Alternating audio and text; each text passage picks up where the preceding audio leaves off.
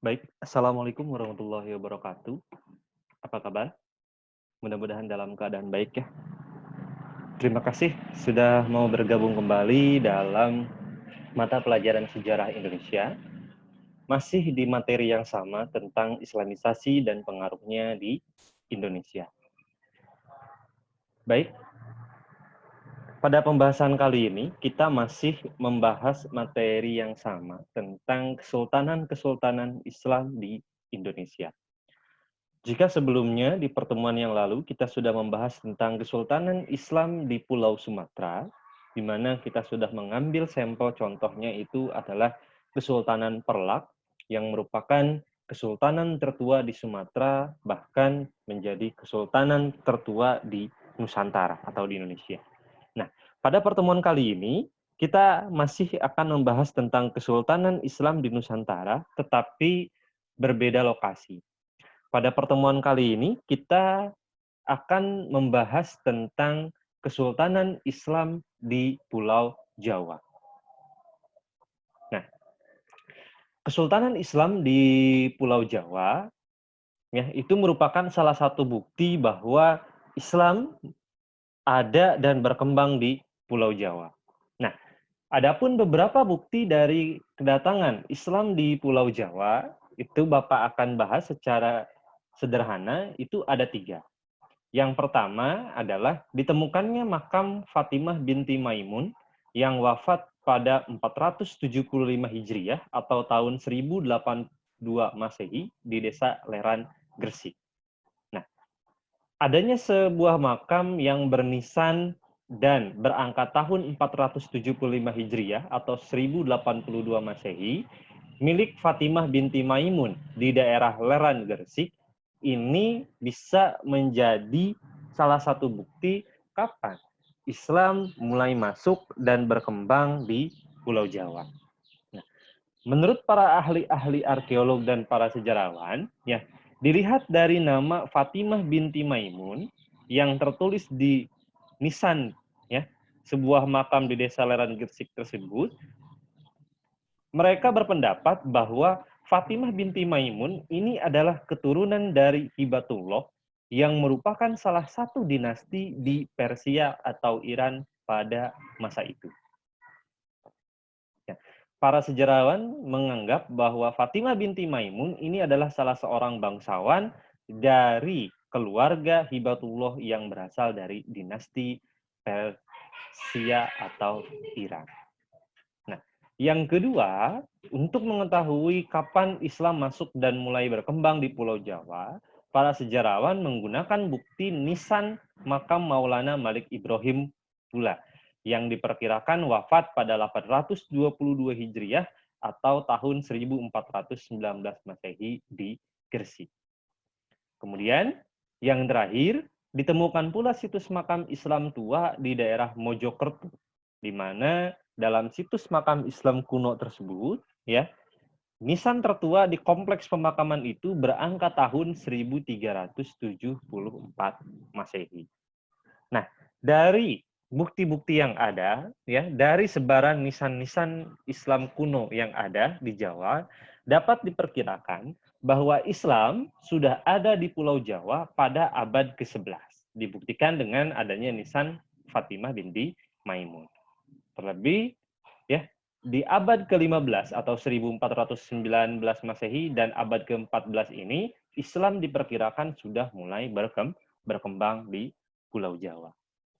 Nah, di pertemuan kali ini, ya, kita akan khusus membahas tentang kesultanan-kesultanan Islam di Pulau Jawa itu.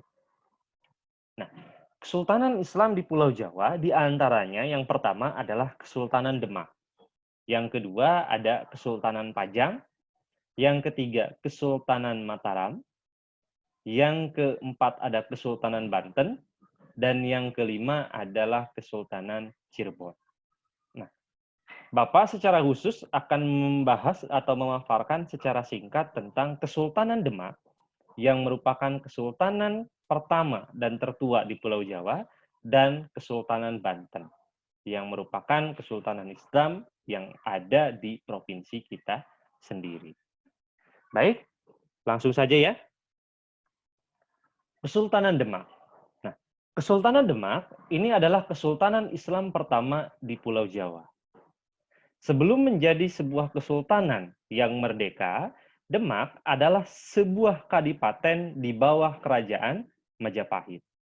Jika kita lihat di peta, Demak ini ada di pesisir utara pantai, ya, di pesisir pantai utara Pulau Jawa di sini. Nah, Demak ini merupakan bagian dari wilayah kerajaan Majapahit dan berstatus sebagai sebuah kadipaten. Nah, Demak merdeka dan memaklumatkan diri menjadi kesultanan resmi pertama di Pulau Jawa dengan sultan yang pertamanya adalah Raden Fatah. Nah, Raden Fatah ini adalah salah seorang murid dari Wali Songo, yaitu Sunan Ampel yang berasal dari Surabaya. Nah, Demak ini adalah sebuah kesultanan yang bercorak agraris dan maritim. Agraris ini karena Kesultanan Demak ini menyandarkan aktivitas kegiatan ekonominya di sektor agraria, yaitu perkebunan. Di antaranya mereka menanam beras dan lain-lain. Akan tetapi selain agraris, mereka pun ya Kesultanan Demak ini bercorak maritim. Karena Kesultanan Demak pada perkembangannya ini menguasai pelabuhan-pelabuhan penting di pesisir utara Pulau Jawa, di antaranya Pelabuhan Jepara, Pelabuhan Tuban, ya, Pelabuhan Gresik, Pelabuhan Cirebon, maupun sampai ke Sunda Kelapa dan Banten. Nah, Demak mencapai puncak kejayaannya pada masa Sultan Trenggono, yang merupakan sultan yang ketiga di Kesultanan Demak. Nah, pada masa Sultan Trenggono inilah wilayah kekuasaan Demak semakin meluas, yang bisa kita lihat di peta di sana ya, yang memanjang dari pesisir barat Pulau Jawa, yaitu wilayah Banten, sampai ke pesisir timur Pulau Jawa, sampai ke Pulau Madura. Nah, ini adalah wilayah-wilayah kekuasaan dari Kesultanan Demak. Yang berwarna krim ini ya, ini adalah wilayah kekuasaan masih kerajaan Hindu. Nah, Kesultanan Demak ya, ini berakhir karena adanya konflik perebutan tahta. Jika kalian masih ingat, perebutan tahta ini terjadi antara putra dari Sultan Trenggono dengan putra dari Pangeran Sekar Sedalapen yang merupakan sultan yang kedua. Konflik internal di antara kedua keturunan ya sultan tersebut akhirnya menimbulkan sebuah peperangan dan berakhir dengan runtuhnya Kesultanan Demak dan lahirnya Kesultanan Islam yang baru, yang itu adalah Kesultanan Pajang. Dengan raja yang pertamanya itu adalah Sultan Hadiwijaya atau sering dikenal dengan Joko Tingkir. Nah, ini adalah salah satu peninggalan monumental dari Kesultanan Demak ya, yaitu Masjid Agung Demak yang sampai sekarang masih kokoh berdiri, yang menurut sejarah masjid ini adalah masjid yang dibangun oleh para wali Songo. Nah, kemudian yang kedua adalah Kesultanan Banten. Jika kalian lihat gambar di sana ya, kita akan menemukan sedikit kemiripan antara Masjid Agung Banten ya dengan Masjid Agung Demak yang tadi. Nah, kemiripan ini bukanlah suatu kebetulan, melainkan ya adalah sebuah bukti bahwa adanya sebuah keterikatan dalam proses Islamisasi yang terjadi di Pulau Jawa, khususnya di Banten, dengan Islamisasi yang ada di Demak. Seperti yang Bapak sebutkan tadi sebelumnya, bahwa pada masa Sultan Demak yang ketiga, yaitu Sultan Trenggono, Demak berhasil memperluas wilayahnya sampai ke pesisir barat Pulau Jawa dan pesisir timur Pulau Jawa. Nah, salah satu wilayah yang ditaklukkan pada masa Sultan Trenggono itu adalah Banten. Nah, Kesultanan Banten ini resmi berdiri pada 1568 Masehi atau abad ke-16. Nah, Kesultanan Banten ini resmi berdiri setelah Hasanuddin memerdekakan Banten dari kekuasaan Demak. Ketika terjadi peralihan kekuasaan dari Demak ke Pajang. Ya, sama seperti yang tadi Bapak sebutkan bahwa di akhir ya eksistensi Demak, Demak ini runtuh karena adanya konflik internal kerajaan yang kemudian menghasilkan pemenang yaitu Joko Tingkir atau dikenal sebagai Sultan Hadiwijaya yang kemudian memindahkan pusat kesultanan dari Demak ke daerah Pajang, dan pindahnya kesultanan dari Demak ke Pajang ini menandai berakhirnya eksistensi Kesultanan Demak dan menandai munculnya kesultanan Islam yang baru yaitu Pajang. Nah, melihat Demak yang sudah hilang eksistensinya di Pulau Jawa, Hasanuddin yang pada waktu itu berposisi sebagai penguasa di Banten resmi menyatakan memerdekakan diri Banten dari kekuasaan Demak, dan Banten secara resmi berdiri sebagai kesultanan Islam yang mandiri.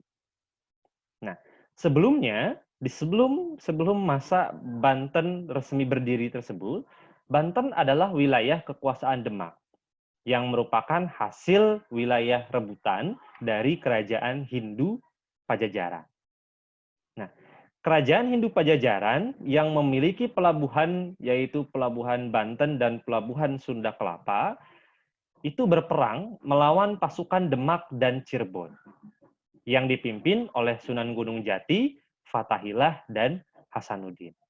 Nah, serangan Demak Cirebon yang dipimpin oleh 3 tokoh ini menghasilkan kemenangan di pihak Islam dan kekalahan di pihak kerajaan Hindu Pajajaran. Hingga akhirnya wilayah Banten dan Sunda Kelapa yang sekarang kita sebut sebagai Jakarta itu jatuh ke tangan Islam, dan untuk mengelola wilayah Banten dan Sunda Kelapa tersebut ya Sunan Gunung Jati yang merupakan sultan di Cirebon mengamanahkan putra tertuanya yaitu Hasanuddin untuk memerintah di Banten sekaligus menyebarkan agama Islam di Banten. Nah, kapan itu Pak penyerahan Banten kepada Hasanuddin oleh Sunan Gunung Jati? Itu terjadi pada tahun 1526 Masehi. Ya, jadi bisa kalian lihat 1568 dan 1526. Ya, kurang lebih 42 tahun ya, 42 tahun Banten berada di bawah kekuasaan Demak. Ya.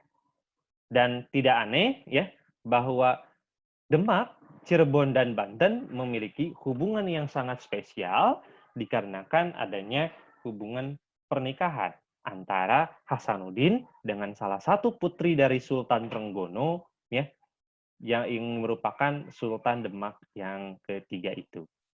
Ya, sehingga Banten, Cirebon dan Demak itu memiliki ikatan historis yang kuat. Nah, Kesultanan Banten ini mencapai puncak kejayaannya pada masa Sultan Ageng Tirtayasa atau Sultan kelima. Jadi Banten ini benar-benar berjaya bukan pada masa Sultan Maulana Hasanuddin atau Sultan Maulana Yusuf, melainkan pada masa Sultan yang kelima yaitu Sultan Ageng Tirtayasa yang bernama asli Sultan Abdul Fattah. Nah, pada masa beliau inilah ya terjadi konflik internal pula di keluarga kerajaan yang pada saat itu dipengaruhi oleh VOC atau Verenigd Oost-Indisch Company atau company atau Belanda. Nah, Belanda atau VOC dengan menggunakan strategi adu domba atau divide et impera itu berusaha untuk merebut Kesultanan Banten agar menjadi wilayah kekuasaan mereka. Nah, dengan strategi adu domba atau divide et impera itu pula lah VOC menyebarkan fitnah dan mengadu domba antara Sultan Ageng Tirtayasa dengan putra mahkotanya atau putra tertuanya yaitu Sultan Haji. VOC mendukung Sultan Haji ya dan memberikan berita-berita palsu kepada Sultan Haji ya terkait bagaimana Sultan Ageng Tirtayasa itu kurang suka dengan Sultan Haji menurut versi VOC dan akan mengganti Sultan Haji dengan adiknya yang lebih disayangi oleh Sultan Ageng Tirtayasa. Padahal itu hanyalah fitnah, akan tetapi Sultan Haji termakan oleh fitnah VOC tersebut dan kemudian meminta bantuan kepada VOC untuk berperang melawan ayahnya. Nah, bantuan VOC kepada Sultan Haji itu tentu tidak gratis. Ya, VOC menawarkan bantuan dengan iming-iming hak monopoli perdagangan rempah-rempah di Banten.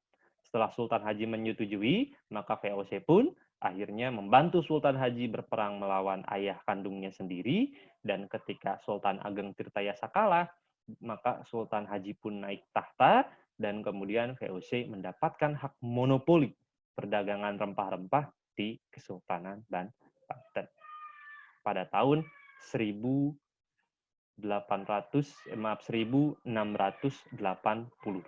Ini 1682 Masehi. Nah, ini adalah sisa-sisa kejayaan dan kemegahan dari Kesultanan Banten ya. Mungkin kita sudah sering akrab, ya memang betul. Ini adalah salah satu sudut dari Keraton Surosowan yang dekat dengan Masjid Agung Banten yang sekarang, ya. Dan ini adalah sisa-sisa dari Keraton Kaibon, ya. Ini adalah salah satu bukti bahwa Kesultanan Banten pernah mencapai puncak kejayaannya dan berdiri megah sebagai salah satu kesultanan besar di pesisir barat Pulau Jawa. Jika kalian bertanya-tanya, kenapa Pak Banten ini keratonnya, istananya ini hanya tinggal puing-puing saja, ya, hanya kita bisa lihat pondasi-pondasinya saja, tidak dapat ditemui seperti halnya Kesultanan Cirebon ataupun Kesultanan Yogyakarta maupun Surakarta sana. Ini tidak lain karena latar belakang Banten sendiri yang selalu gigih berupaya untuk melepaskan diri dari pengaruh Belanda atau VOC. Nah, karena terlalu sering melawan atau memberontak kepada Belanda dan tidak mau berkompromi dengan Belanda, maka Belanda itu mengambil keputusan untuk meruntuhkan ya Kesultanan Banten dan membubarkan Kesultanan Banten. Akhirnya ya bisa kita lihat sisa-sisa keratonnya saja sampai sekarang.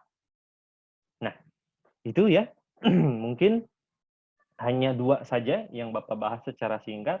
Sisanya seperti biasa kesultanan-kesultanan yang lain di Pulau Jawa seperti Cirebon, ya, Mataram Islam, Pajang dan sebagainya bisa kalian eksplorasi, pelajari sendiri secara mandiri. Nah, mungkin itu saja ya pemaparan dari Bapak. Kurang lebihnya mohon maaf. Wallahul muwaffiq ila aqwamit thoriq.